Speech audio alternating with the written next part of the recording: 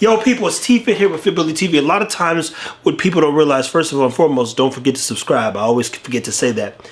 A lot of people don't have a plan or the tools or the information start to finish. So what happens is we leave the vet, our dogs, you know, if you get a C-section, leave the vet and there's nothing out there between 1 and 8 weeks. The next time your vet sees your pups is at 8 weeks to give them shots, as early as 6 weeks. So we, at this moment in time, we have a dog who's doesn't have a lot of vigor.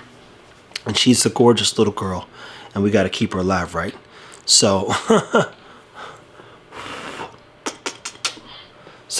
you got to say, man, what can we do? And I had to call the boss man and the others. But first things first, and I don't think Ruben told me one of the things on the test, the state test, when it comes to getting your, your license to be a vet or RVT, is the temperature of both cats and dogs. When it drops, it's one of the #1 killers.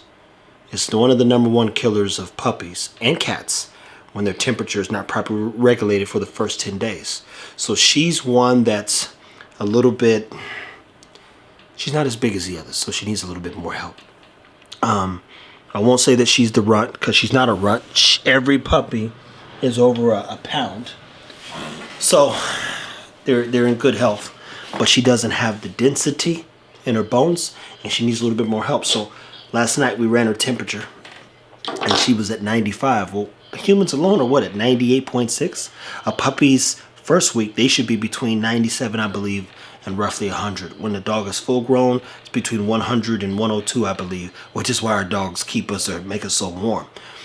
But for the first 10 days, if they lose, again, vigor, or they stop moving, or in this case, guess what? Her temperature dropped low.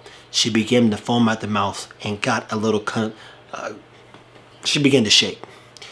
So what the milk was doing was curdling, and it began to basically freeze in some regard. And then she gets constipated, so you have to provide an enema. And when it's bubbling at her mouth, it's letting you know that her body temperature is too low. And you have to raise that temperature up, which is why we have her individually on a heating pad with the sheet in between and next to this fire to warm her up. She went from 95 roughly to 98. Which is, we're getting there. We're getting closer where we want her to be, so her body can do what it's supposed to do. And then you have to stimulate her. You have to pick her up. You have to rub her. Have to rub her. And I can feel her insides work. Mind you, the mom, unfortunately, in this case, is not the best mom, but she is getting better. Got to stimulate the dog to help them get through the processing of things that are in their stomach and continue to just kind of harass them. Harass them. You don't want to lose any puppies, especially at this stage. And if you can make it through the first 72 hours or the first 2 weeks, and definitely all the way into week 3, then they'll normally be fine. When the puppy gets blue in the face, it becomes dehydrated. And at that point, sometimes it can get into those, might be too late, and you have to hook it up to an IV. That's a whole nother thing. But if you, again, this is a how-to. If you are dealing with a puppy who's having some trouble, 2 things I would encourage you to do. We already know we are to check their weights regularly. Every day, you should check their weight, make sure that they're growing. The other thing I'd recommend you do is watch their temperatures. Temperature in this case is everything. And, well, it's not everything. It's very important. And then from there, take the necessary precautions and steps to keep the dog alive. There are quite a few tricks, and I'll be walking through tricks. Ruben's going to help and basically help you continue to protect the dogs you do have, or the dogs that made it, or the dogs that you would like to see thrive. That being said, hopefully some of this stuff helps. Make sure you have a thermometer. Make sure you have a heater, a heating pad. Check the temperature. Keep the dog fed. When we get into the bottle feeding side of things, we'll do a video on how much should you give a dog when you give it formula. What are some things? Sugar wipe. So one of the things is she began to diminish. Look, there we go, her whining. That's what we want to hear. I want to hear that.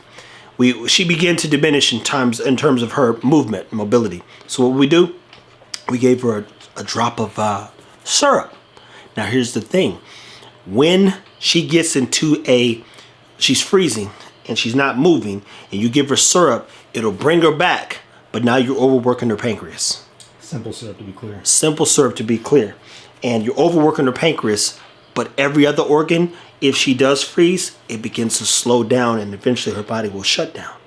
So you can't just do the syrup. You really have to solve the problem. So once I told Ruben, hey, her mouth is, she's just like convulsing, spitting up, foaming at the mouth. He said, oh, and I told him the temperature. He said, that's the first problem. As we gotta raise that temperature. Gina and Chris also said the same thing. I called them first. I knew they'd be up, and now Ruben's up, but then I called him and walked him through everything, and he's given us a plan, and so far so good. And if we need fluids, I know where to get those as well. So we'll work on better making this make sense, and showing you how it's done. But just want to put that out there. This is, we won't say the first hiccup, but something that we've dealt with and are dealing with this particular litter. And like I said, it's our job to share, teach, educate. So stay tuned. Take care of your dogs, all right?